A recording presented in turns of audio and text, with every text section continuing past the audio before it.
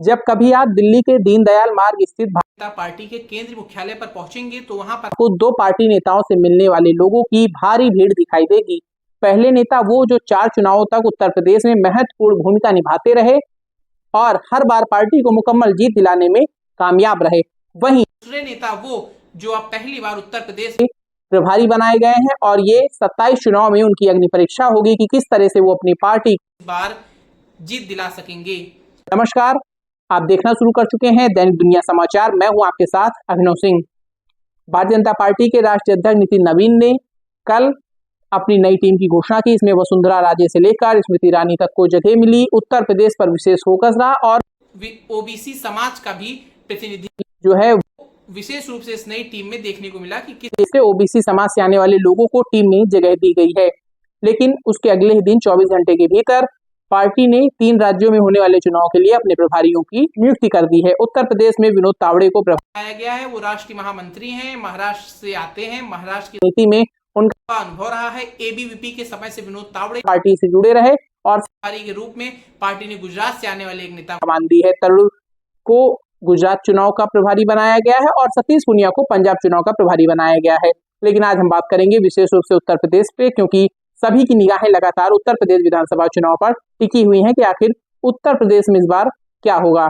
आपको बता दें, सुनील बंसल संगठन के माहिर खिलाड़ी माने जाते हैं। 2014 में पहली बार उनकी एंट्री पार्टी उत्तर प्रदेश में कराई। उनको सह प्रभारी के रूप लोकसभा चुनाव में उत्तर प्रदेश भेजा गया और उनको ये जिम्मेदारी दी गई कि पार्टी को आप वहां मजबूत करें और पार्टी को बड़ा काम करें। उन्होंने अपने इस दायित्व का बखूबी निर्वहन किया। सुनील बंसल ने 14 चुनाव में जबरदस्त रूप से पार्टी को बढ़त दिखाई। उसके बाद 17 चुनाव 19 में और 2022 चुनाव में वो भाजपा के संगठन महामंत्री बने रहे। उत्तर प्रदेश में महत्वपूर्ण भूमिका निभाते रहे और सक्रिय नजर आए।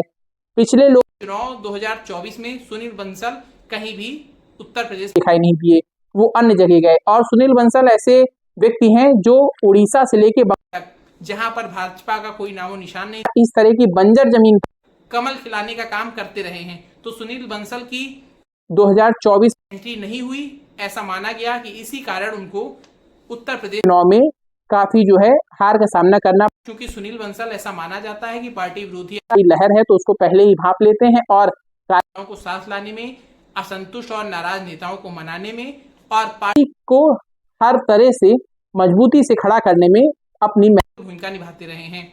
सुनील बंसल तो इस बार भी उत्तर प्रदेश में प्रभारी बनाए जाने चाहिए थे। इसकी लगातार चर्चा थी कि सुनील बंसल उत्तर प्रदेश में कोई ना कोई जिम्मेदारी जरूर निभाते हुए नजर आएंगे, क्योंकि सुनील बंसल और उत्तर प्रदेश दोनों एक दूसरे को भाते हैं। उत्तर प्रदेश की राजनीति को सुनील बंसल ने अच्छे से समझ रखा है। उत्तर प्रदेश के लगभग हर बड़े नेताओं तक सुनील बंसल की पकड़ है। उनको कुछ भी नया समझने की आवश्यकता नहीं है। विनोद तावड़े वो पहली बार उत्तर प्रदेश आ रहे हैं। इसके पहले वो जरूर 1-2 के काम से उत्तर प्रदेश आए, लेकिन अभी ऐसा नहीं लगा कि विनोद तावड़े को पार्टी इस तरह की जिम्मेदारी देगी। विनोद तावड़े महाराष्ट्र में रहे, वो वहां से पहले एमएलसी हुए। महाराष्ट्र की एक विधानसभा सीट बोरीवली से वो विधायक चुने गए। उसके बाद मंत्री भी रहे। शिक्षा जैसे विभाग उन्होंने विनोद तावड़े ने महाराष्ट्र में देखा, लेकिन देवेंद्र फडणवीस से उनकी अनबन की खबरें सामने आती रही, जिसके बाद 2019 में उनका टिकट कट गया। पार्टी ने उनको केंद्र में बुला लिया और वहां पर वो राष्ट्रीय महामंत्री बना। अभी कल जो लिस्ट आई उसमें वापस से तावड़े और सुनील बंसल दोनों को राष्ट्रीय महामंत्री बनाया गया है। दोनों लीडर एक ही समय के हैं, एबीवीपी के समय से दोनों जुड़े रहे। ताकि सुनील बंसल से विनोद तावड़े सीनियर माने जाते हैं। सुनील बंसल कहीं ना कहीं विनोद तावड़े से जूनियर हैं पार्टी में, संगठन में और कामकाज को लेकर। लेकिन उत्तर प्रदेश की राजनीति की अगर आप बात करें तो यहाँ पर सुनील बंसल का अधिक दबदबा है। पार्टी ने जब विनोद तावड़े को यहाँ पर प्रभारी के रूप में नियुक्त किया है तो विनोद तावड़े के सामने बहुत सी समस्याएं होंगी। विनोद तावड़े इन समस्याओं को कैसे आगे ले जाएंगे, कैसे इन समस्याओं का समाधान निकालेंगे और पार्टी को आने वाले चुनाव कैसे जीत दिलाएंगे, ये महत्वपूर्ण बात रहेगी। विनोद तावड़े महाराष्ट्र सरकार में मंत्री चुके हैं, लेकिन 2019 में जब उनका टिकट कटा तो उनको वापस दिल्ली बुला लिया गया है।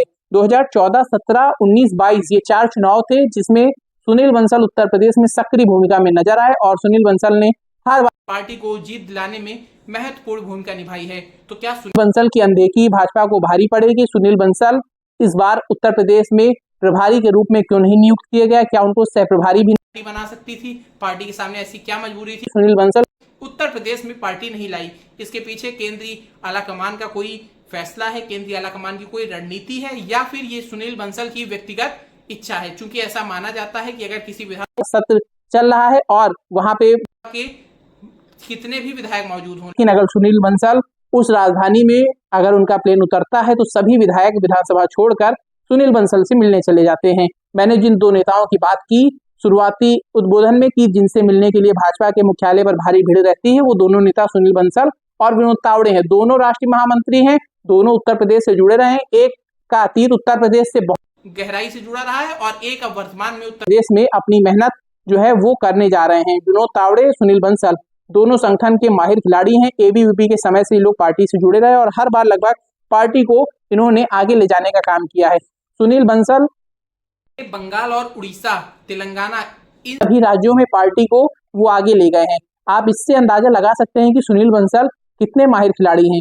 पार्टी ने सुनील बंसल को यहाँ पे अब तक प्रभारी और सह प्रभारी कुछ भी नहीं नियुक्त किया है, लेकिन पार्टी को अंत तक सुनील बंसल को उत्तर प्रदेश चुनाव के लिए प्रयोग करना ही होगा, वरना पार्टी के लिए ये हानिकारक हो सकता है। भाजपा से जुड़े लोग और राजनीतिक विश्लेषक भी इस बात को मानते हैं कि सुनील बंसल को उत्तर प्रदेश की हर एक नब्ज पता है। वो हर विधायक से लेके पूर्व विधायक से लेके भावी प्रत्याशी तक को बकायदा नाम से जानते हैं और सबको वो गहराई से बनाने की क्षमता रखते हैं। तो सुनील बंसल अगर पार्टी से आने वाले समय में किसी न किसी रूप से जुड़ेंगे, किसी न किसी रूप से पार्टी के लिए यहाँ पर उत्तर प्रदेश में आएंगे, तो इसका भारतीय जनता पार्टी को फायदा मिलेगा, क्योंकि वो विपक्ष तमाम रणनीतियों की काट निकालने में और विपक्ष को हराने में कामयाब रहते हैं। हमने 2014 से लेकर 2024 के पहले तक देखा, लेकिन 2024 में जब वो उत्तर प्रदेश नहीं आए तो उत्तर प्रदेश में भाजपा का हर्ष क्या हुआ, ये आप सबके सामने है। तो आज चर्चा इसी बात की कि सुनील बंसल आखिरकार उत्तर प्रदेश की राजनीति में क्यों फिट नहीं बैठ रहे हैं। 2024 में उनको पार्टी ने यहाँ से क्यों अलग किया। 2027 के विधानसभा चुनाव में भी अब तक जब 6 महीने का ही केवल वक्त बचा है तो सुनील बंसल कहीं पे क्यों दिखाई नहीं दे रहे हैं। हो सकता है कि सुनील बंसल की कोई व्यक्तिगत इच्छा रही हो कि वो उत्तर प्रदेश नहीं आएंगे, या उनके किसी नेता से कोई मतभेद की बात हो, या फिर पार्टी आला कमान सुनील बंसल को उत्तर प्रदेश में दखल देने से रोक रहा है। विनोद तावड़े की हम एक बार फिर से बात करेंगे, क्योंकि विनोद तावड़े के बारे में ऐसा माना जाता है कि देवेंद्र फडणवीस से जरूर उनकी अनबन हुई है, लेकिन उत्तर प्रदेश के मुख्यमंत्री योगी आदित्यनाथ से विनोद तावड़े की अच्छी बातचीत होती है। और भाजपा को एक ऐसा नेता चाहिए था जो चुनाव के दौरान दिल्ली बनाम लखनऊ न होने दे, दिल्ली लखनऊ के बीच अच्छा सामंजस्य बना के रखे, अच्छा संतुलन रहे दिल्ली लखनऊ के बीच। इसी बात को लेकर विनोद तावड़े जो है सबसे परफेक्ट व्यक्ति बैठ रहे थे, जो उत्तर प्रदेश लखनऊ में भी लोगों से बात कर लेते, मुख्यमंत्री की बात सुन लेते और केंद्र में क्या फीड करना, क्योंकि विनोद तावड़े जो है वो अमित शाह के भी खास व्यक्ति हैं, तो केंद्र और प्रदेश के बीच में कैसे संतुलन बैठाना है ये विनोद तावड़े अच्छे से जानते हैं और तावड़े का अपना लंबा राजनीतिक अनुभव भी रहा है। तो इस नाते विनोद तावड़े जो हैं वो भाजपा के लिए सुनील बंसल के बाद सबसे फिट आदमी कहे जा सकते हैं। पार्टी ने विनोद तावड़े को यहाँ पर प्रभारी नियुक्त किया है। विनोद तावड़े भी बिहार चुनाव में उन्होंने महत्वपूर्ण भूमिका निभाई। भले ही धर्मेंद्र प्रधान को विधानसभा चुनाव का प्रभारी बनाया गया हो, लेकिन उसके पहले जब नीतीश कुमार लालू के साथ सरकार में थे तब विनोद तावड़े ने जाकर बिहार में कार्यकर्ताओं को जगाने का काम किया, कार्यकर्ताओं को वहां पर ट्रेनिंग दी, वहां के नेताओं से बात की। नीतीश को साथ लाने में विनोद तावड़े की महत्वपूर्ण भूमिका रही और बिहार में हमने देखा कि इस तरह से विनोद तावड़े ने भाजपा को 200 से ज्यादा सीटें दिलाने में महत्वपूर्ण भूमिका निभाई।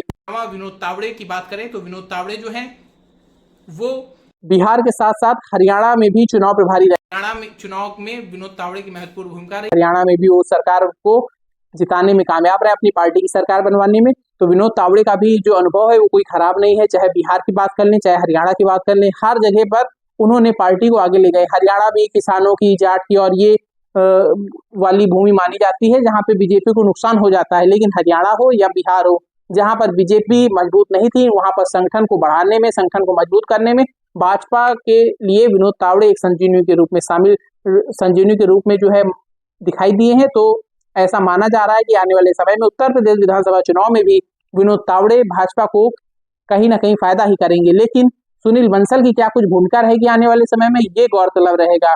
आज के लिए इतना ही। देश और दुनिया की तमाम खबरों के लिए आप देखते रहिए दैनिक दुनिया समाचार। धन्यवाद, नमस्कार।